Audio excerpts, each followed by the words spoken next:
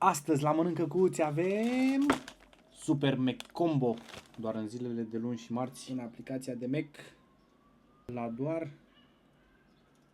20 de lei. Mac puișor. Nu uitați, pentru tips and tricks, lăsați un follow și un like acestui clip.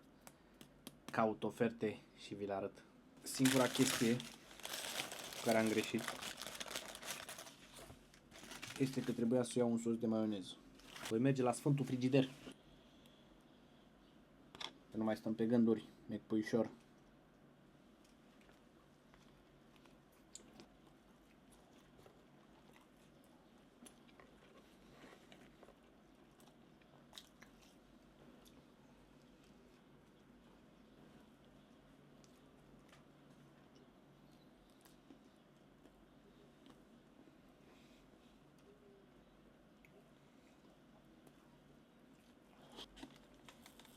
Nu știu dacă am apucat să prezint. Avem o porție de cartofi medie cu 2 Mac puișori și un suc mediu.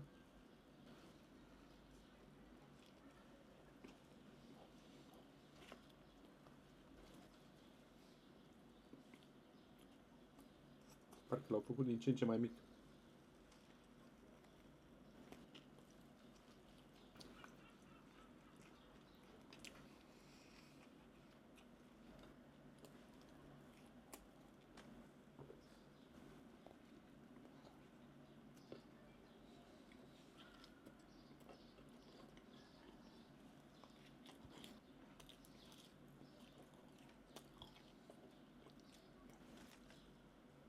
Like și follow pentru mai mult conținut cu mâncare.